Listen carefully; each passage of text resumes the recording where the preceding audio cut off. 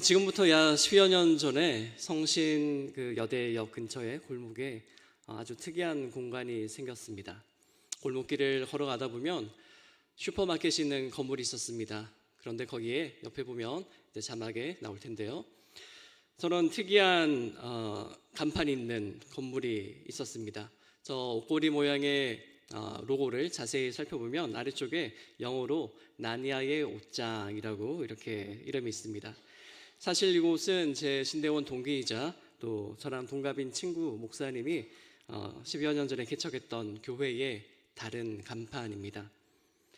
나니아의 옷장은 원래 영국의 기독교 소설가 C.S. 루이스의 나니아 연대기 시리즈 중에 하나인, 다음 그림을 보여주세요.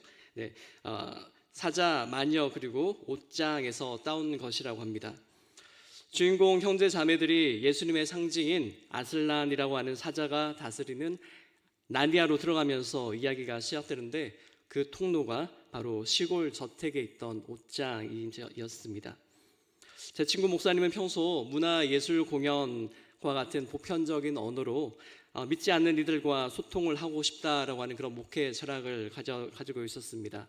그런데 이 나니아의 옷장이라고 하는 공간이 기독교라고 하는 새로운 세계로 들어가는 문이 되었으면 하는 바람에서 그렇게 이름을 붙였다고 합니다. 그런데 나니아의 옷장으로 들어가는 문은 겉으로 보기에는 여느 오래된 건물의 문과 그리 다르지 않았습니다. 하지만 문을 열고 들어가면 사람들이 전혀 예상하지 못했던 다른 분위기의 공간이 펼쳐졌습니다. 자막에서 보시는 것처럼요, 매주 금요일 저녁마다 다양한 기독교 예술가들의 삶과 정신이 보편적인 예술에 담겨서 믿는 사람이나 믿지 않는 그런 관객들과 소통하게 되면서 하나님을 직간접적으로 만나는 새로운 감각이 깨어나는 그런 공간이 되었습니다. 아쉽게도 이 공간은 이제 다른 공간으로 바뀌었고 제 동기 목사님은 또 같은 그런 목회 철학을 가지고 있지만 다른 곳에서 또 목회를 이어가고 있습니다. 그런데 오늘 우리가 드리는 예배도 이와 같은 것 같습니다. 남들이 밖에서 보면 그냥 평범한 건물 안에서 그냥 보통 사람들의 모임처럼 보일 수 있습니다. 그러나 교회의 문을 열고 이 자리에 들어온 믿음의 사람들에게 우리가 드리는 이 예배는 믿음이 없는 사람들은 알 수 없는 새로운 세계로 향하는 문입니다. 오늘 우리는 이렇게 세계의 문이라고 하는 주제로 하나님의 말씀을 나누려고 합니다. 첫 번째는 닫힌 문이고요, 두 번째는 열린 문이고 마지막은 하늘의 문입니다. 세계의 문은 교회 공동체가 지닌 신앙의 상태와 방향을 보여주는 영적인 지도와 같습니다. 이제 닫힌 문에서 시작하여 열린 문으로 그리고 마침내 하늘의 문을 바라보는 자리로 저와 함께 나가도록 하겠습니다. 첫 번째 닫힌 문은 요한복음 20장 19절에 묘사된 제자 공동체에서 만날 수 있습니다. 함께 말씀을 읽겠습니다. 자막을 보시고요. 이날 곧 안식 후 첫날 저녁 때에 제자들이 유대인들을 두려워하여 모인 곳에 문들을 닫았더니. 아멘. 제자들이 한 집에 모여서 아무도 들어오지 못하게 모든 집에 있는 문을 걸어 잠궜다고 합니다. 집안의 공기는 무거웠을 테고 분위기는 적막했을 것입니다. 그런데 요한은 이때가 안식 후 그 첫날 저녁이라고 특정한 시간적인 배경을 제시하고 있습니다.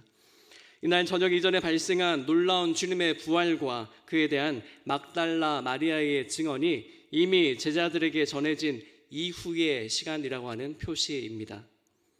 그런데 저녁이 되도록 제자들의 상태는 달라지지 않았습니다. 그들이 두려워하는 유대인들이 들어오지 못하게 집의 문이란 문은 모두 굳게 걸어 잠궜습니다. 제자들이 아직 만나보지 못한 부활의 주님보다 3일 전 처참하게 처형당한 십자가의 죽음이 더 큰 트라우마로 제자들에게 남아 있었을 수도 있겠습니다. 사랑하는 성도 여러분, 그런데 이 모습이 그리 낯설어 보이지 않습니다. 오늘을 살아가는 우리도 바로 비슷한 자리에서 살아가는 것 같습니다. 우리는 예수님의 부활을 믿는다고 고백하고 있고 매년 부활절을 성대하게 축하합니다. 올해 부활주일도 겨우 10일 전이었습니다.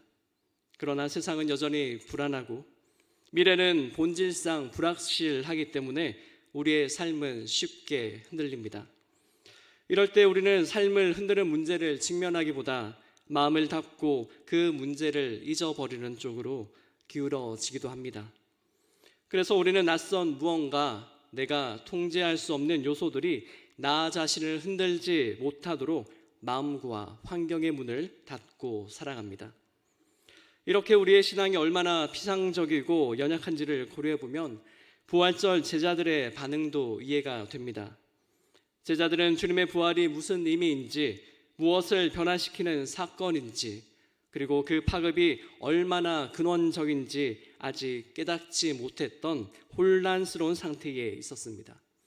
그래서 그들은 유대인이라고 하는 눈앞의 현실적인 위협이 더 크게 느껴졌는지도 모릅니다.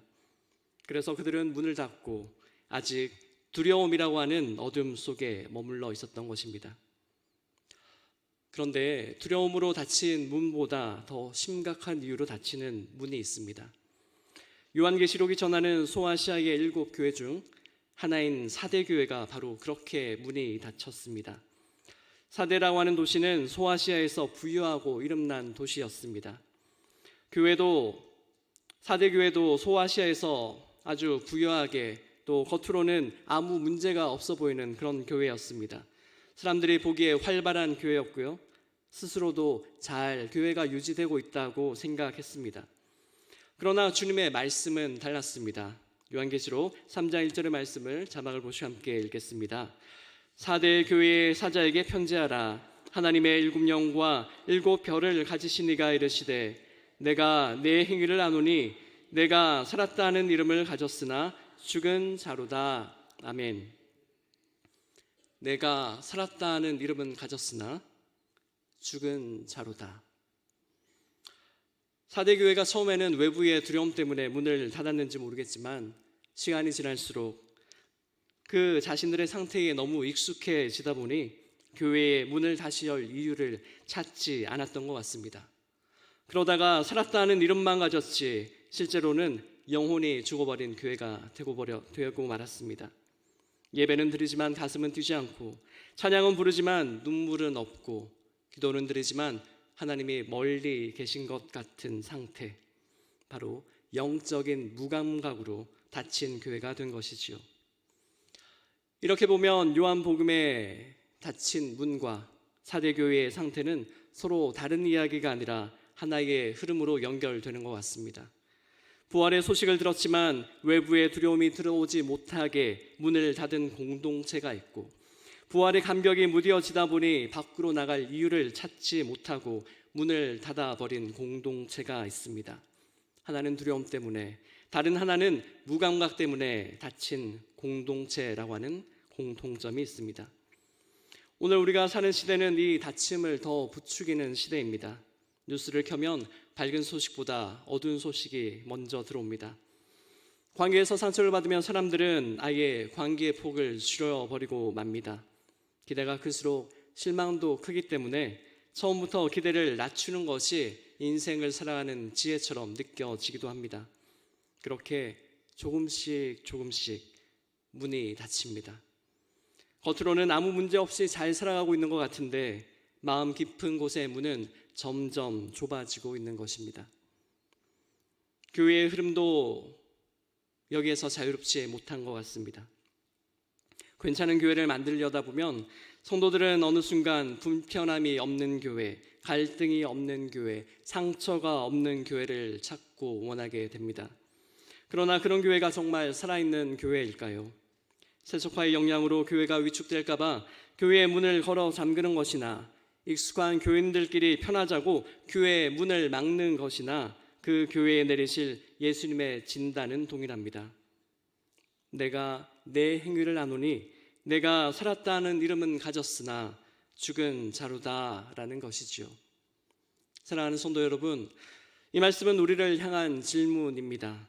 우리는 지금 어떤 영적인 상태에 서 있습니까? 현실의 두려움 때문에 닫혀 있습니까? 아니면 신앙의 익숙함에 안주하며 우리의 문을 닫고 있습니까?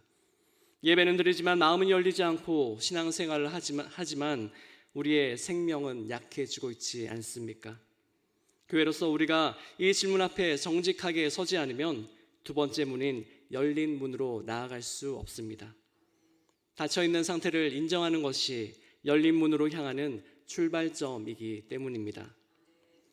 이제 닫힌 문을 넘어 두 번째 문 앞에 서게 됩니다. 놀라운 일이 일어났습니다.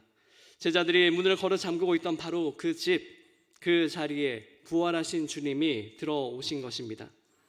주님은 문이 열리기를 기다리지 않으셨습니다. 잠긴 문을 그냥 통과하셨습니다. 그리고 두려움에 떨고 있는 제자들에게 한가운데 서서, 그들의 한가운데 서서 이렇게 말씀을 하셨지요. 너희에게 평강이 있을지어다. 아버지께서 나를 보내신 것 같이 나도 너희를 보내노라. 잠긴 문도 부활하신 주님의 발걸음을 막지 못했습니다. 바로 이것이 복음입니다. 우리가 문을 열어야 주님이 오시는 것이 아닙니다. 우리가 문을 닫고 있는 그 자리에도 주님은 오십니다. 그리고 오셔서 닫힌 공동체를 교회 밖으로 파송하시며 열린 공동체로 바꾸십니다. 두려움의 숨소리로 가득했던 그 방이 나도 너희를 보내노라 라고 하는 선언으로 가득 차게 되는 것이지요. 요한계시록 3장 8절에 주님이 문을 열어두신 또 다른 교회가 등장합니다. 빌라델비아 교회이지요. 교회를 향한 주님의 말씀을 이제 자막을 보시면서 또 다 함께 읽도록 하겠습니다. 볼지어다 내가 내 앞에 열린 문을 두었을 때 능히 닫을 사람이 없으리라. 내가 내 행위를 아노니 내가 작은 능력을 가지고서도 내 말을 지키며 내 이름을 배반하지 아니하였도다. 아멘. 주님이 여신 문은 아무도 닫을 수 없습니다. 우리가 강하기 때문에 열린 것이 아니라 바로 주님이 여셨기 때문에 열려 있는 문이지요. 그래서 빌라델비아 교회는 그들의 작은 능력에도 불구하고 열린 문 앞에서 담대히 설 수 있었습니다. 교회 공동체의 중요한 것은 그들이 지닌 물질적인 능력도 아니고 은사의 능력도 아니고 교인 숫자라고 하는 규모의 능력도 아니라는 것입니다. 누구를 받아들일 자세가 되어 있는가, 그리고 어디로 파송되는가 하는 사명의 방향을 아는 것이 바로 교회 공동체에 중요하다는 말씀입니다. 이렇게 저는 교회의 닫힌 문과 열린 문에 대해 묵상하면서 성경은 열린 문에서 궁극적으로 어디로 이어지는지, 그 길은 어디인지에 대해서 묵상하며 찾아보았습니다. 그러다가 말씀을 통해서 주신 그런 감동이 있었는데 우연찮게 또 이 시를 발견하게 되었습니다. 바로 예술의 언어로 표현된 문학 작품입니다. 정호승 시인의 봄길이라고 하는 시입니다. 오늘 이 시를 여러분과 함께 천천히 나누고 싶습니다. 봄길, 정호승. 길이 끝난 곳에서도 길이 있다.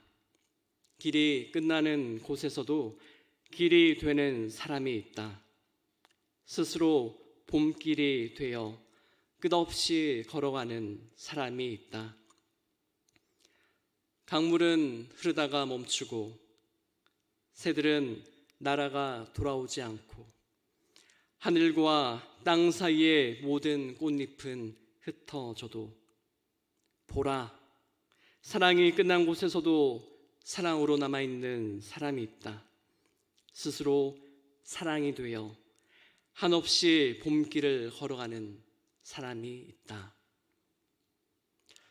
정호승 시인은 봄길이라고 하는 시어를 사용해서 삶과 사랑의 길이 끝나버린 막막한 현실에 부딪힐지라도 포기하지 않고 스스로 새 길을 열어가면 봄길과 같은 희망을 계속 이어갈 수 있다고 노래하는 것 같습니다. 길이 끝나는 곳에도 길이 있다. 스스로 봄길이 되어 끝없이 걸어가는 사람이 있다. 그런데 이 시를 기독교 정신을 지닌 시인의 신앙 고백으로 보자면 복음 안에서 다시 이 시를 들어보면 이렇게 들릴 수도 있을 것 같습니다.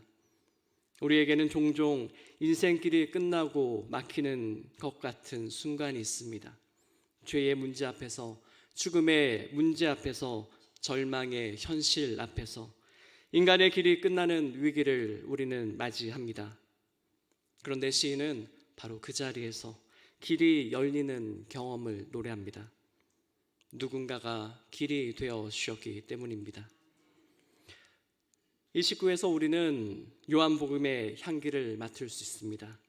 예수께서 이르시되 내가 곧 길이요 진리요 생명이니 나로 말미암지 않고는 아버지께로 올 자가 없느니라. 아멘. 예수 그리스도께서 우리에게 길이 되어 주셨지 않습니까?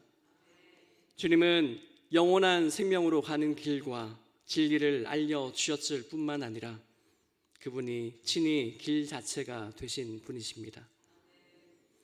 보라, 한없이 봄길을 걸어가는 사람이 있다. 보라, 세상 죄를 지고 가는 하나님의 어린 양이로다. 정호승 시인이 성경 말씀을 떠올리게 하는 울림을 담아 감탄이나 지시를 담은 보라라는 명령으로 시작한 마지막 연에서 한없이 봄길이 되어 걸어가는 사람은 요한 공동체가 감탄하고 경탄하며 만난 세상 죄를 지신 하나님의 어린 양과 같은 울림이 있습니다. 그래서 저는 봄길을 걸어가는 사람이 세상을 죄에서 구원하신 하나님의 아들 예수 그리스도를 상징하는 시어로 생각하며 이 시를 감상했습니다. 여러분도 저와 함께 이 시를 동일한 마음으로 감상하셨으면 합니다. 예수님이 우리의 봄길이 되어 주셨습니다. 겨울처럼 얼어붙은 우리의 인생에, 닫혀버린 우리의 공동체에 주님은 우리가 걸어갈 따뜻한 봄길이 되어 주셨습니다. 그렇다면 우리는 왜 주님이 열어주신 문 앞에서 머뭇거리고 있는 것일까요? 이미 문은 열려 있고 길을 걷다가 막혀도 주님이 봄길처럼 녹여주실 것이라고 약속하셨습니다. 그 까닭은 우리가 여전히 닫혀있던 그 첫 번째 문의 두려운 기억 속에 여전히 머물러 있기 때문입니다. 두려움의 기억, 상처의 기억, 실패의 기억이 우리의 발목을 잡고 있기 때문입니다. 그러나 주님은 우리에게 이렇게 말씀하십니다. 작은 능력이라도 괜찮다고, 완전히 준비되기를 기다리지 말고 이미 열려있는 문 앞에 서라고 말이죠. 사랑하는 성도 여러분, 교회의 열린 문은 사역의 방식을 의미하는 것만은 아닙니다. 열린 문은 우리의 삶의 방향을 의미합니다. 닫힌 공동체에서 열린 공동체로, 자신을 보호하는 것에서 사명으로, 움츠러듦에서 순종으로 나아가는 전한 말씀입니다. 그러나 우리 삶의 방향이 전환되는 것은 단지 우리의 결단이 아니라 성령의 역사로 이루어집니다. 요한복음 20장에서 예수님이 숨을 내쉬며 성령을 주셨듯이 성령 하나님은 우리를 닫힌 문에서 끌어내어 열린 문 앞으로 인도하십니다. 그러므로 오늘 우리는 이렇게 고백해야 할 것입니다. 길이 막힌 것처럼 보이는 자리에서도 주님은 이미 길이 되어 주셨습니다. 닫힌 문처럼 보이는 자리에서도 주님은 이미 문을 열어 두셨습니다. 그리고 그 문은 아무도 닫을 수 없습니다. 사랑하는 성도 여러분, 닫힌 문을 지나 열린 문 앞에 선 공동체는 이제 한 걸음 더 나아가야 합니다. 그 길을 끝까지 걸어가기 위해서는 반드시 그 길을 바라보는 시야가 바뀌어야 합니다. 왜냐하면 그 길은 힘들고 어려운 길이기 때문입니다. 요한계시록 4장 1절에 그 장면이 나옵니다. 함께 또 잠을 벗고 읽겠습니다. 일 후에 내가 보니 하늘에 열린 문이 있는데 내가 들은 바 처음에 내게 말하던 나팔 소리 같은 그 음성이 이르되 이리로 올라오라. 아멘. 요한은 밤모섬에 유배되어 있었습니다. 당시 소아시아의 7교회는 로마 황제의 박해 앞에서 흔들리고 있었습니다. 그 절망의 자리에서 요한은 주의 날, 다시 말해 주일에 예배를 드리다가 하늘의 문이 열리는 것을 성령의 감동으로 보았습니다. 주의 날에 내가 성령에 감동되어 내 뒤에서 나는 나팔 소리 같은 큰 음성을 들으니 내가 곧 성령에 감동되었더니 보라, 하늘의 보좌를 베풀었고 그 보좌 위에 앉으신 이가 있는데, 바로 요한계시록이 증언하는 말씀입니다. 여러분은 만일 하늘 문이 열리면 제일 먼저 무엇이 보일 거라고 생각하십니까? 나의 문제가 해결되는 장면일까요? 아니면 나와 교회에 혹은 많은 사람들의 고통이 완전히 사라지는 그런 날일까요? 아니면 장차 들어갈 천국에 마련된 2층 황금집일까요? 그러나 성경은 전혀 다르게 말합니다. 요한이 하늘 문으로 올라가서 가장 먼저 본 것은 다른 것이 아니라 바로 하나님의 보좌였습니다. 이를 통해 요한은 세상의 중심이 당대 최고의 권력을 휘두르고 있던 로마의 황제가 아니라 온 세상을 다스리시는 하나님이시라고 하는 사실을 깨닫고 이 땅의 현실을 바라보는 시야가 완전히 뒤바뀌었습니다. 그리고 요한이 바라본 하나님의 보좌 앞에서는 온 우주적인 예배가 멈추지 않고 계속되었습니다. 내 생물이 밤낮 쉬지 않고 거룩하다, 거룩하다, 거룩하다 라고 찬양을 했습니다. 24 장로들이 면류관을 보좌 앞에 겸손히 던지며 엎드렸습니다. 그렇다면 오늘 우리가 지금 이 자리에서 드리고 있는 예배는 무엇이겠습니까? 성령이 임하실 때 이 땅의 예배는 하늘 보좌 앞에 예배와 하나로 이어집니다. 우리가 손을 들고 찬양할 때, 우리가 무릎을 꿇고 기도할 때 우리는 혼자가 아닙니다. 지금 이 순간 보좌 앞에 가득한 천군 천사의 예배와 우리의 예배가 연결되는 것입니다. 특별히 오늘 헌신 예배를 중원하신 예배위원 여러분께 이 땅의 예배가 하늘 예배와 연결되어 있다라고 하는 이 사실을 기억하시면서 하나의 당부를 드리고 싶습니다. 날마다 여러분의 삶에서 하나님 앞에서 더욱더 정결한 삶을 살아가시기를 바랍니다. 그리고 바로 이 하늘과 이어진 이 땅의 예배를 준비하는데 최선의 삶을 사는 은혜가 있기를 바랍니다. 그렇습니다. 예배는 나 자신의 선택이 아닙니다. 예배는 믿는 자들에게 있어서요 생명입니다. 예배를 통해 보좌를 보는 눈이 열리지 않으면 우리는 자꾸 다시 닫힌 문으로 돌아갑니다. 세상의 두려움이 다시 커지고 현실의 무게가 다시 짓눌러 옵니다. 그러나 우리가 예배를 붙들면 하늘의 문이 열리고 보좌를 바라보게 되고 다시 열린 공동체로 살아갈 힘을 얻게 됩니다. 사랑하는 성도 여러분, 오늘 우리는 세 개의 문을 살펴보았습니다. 첫 번째는 닫힌 문이었지요. 두려움 때문에 닫히고 세월을 흘러서 익숙해진 그런 예배 때문에 닫혀버렸습니다. 제자들이 그 문 안에 있었고 4대 교회가 그 문 안에 있었습니다. 어쩌면 지금 우리도 그 문 안에 있는 것일지도 모릅니다. 두 번째는 열린 문이었습니다. 우리가 연 것이 아니라 주님이 여신 문입니다. 길이 끝난 자리에서 봄길이 되어주신 예수 그리스도, 그분 자신이 우리 앞에 놓인 열린 문입니다. 그래서 능력이 작아도 괜찮습니다. 그 문은 아무도 닫을 수 없기 때문입니다. 세 번째는 하늘의 문이지요. 보좌를 바라보는 자리입니다. 땅의 시선에서 하늘의 시선으로 옮겨지는 자리, 이것이 예배입니다. 요한이 밤모섬의 절망 속에서 하늘 문을 통해서 보좌를 보았을 때 그는 달라졌습니다. 땅에서 받는 고통으로 인한 두려움이 아니라 세상을 다스리는 하나님에 대한 경배가 그를 가득 채웠던 것입니다. 이 세 개의 문은 하나의 길입니다. 닫힌 상태에서 시작하여 열린 사명으로 나아가고 마침내 보좌를 바라보는 믿음으로 완성되는 길입니다. 이것이 요한 공동체의 이야기이고 계시록에 있는 7 교회의 이야기이고 지금 우리의 이야기입니다. 시각장애에도 불구하고 성공적인 사회사업가로 살아가셨던 헬렌 켈러가 남긴 글이 있습니다. 그분이 책에서 이렇게 남겼습니다. 행복의 한쪽 문이 닫히면 다른 쪽 문이 열린다. 하지만 우리는 흔히 닫힌 문만 오랫동안 바라보느라 우리를 위해 열려있는 다른 문은 보지 못한다 라고요. 이 말이 오늘 우리를 향한 말씀처럼 들립니다. 닫힌 문이 문제가 아니지요. 닫힌 문의 시선을 빼앗겨 하나님이 열어두신 문을 놓치고 있는 것이 우리의 문제입니다. 그러므로 이제 우리는 하나님께 우리의 시선을 모두 돌려야 합니다.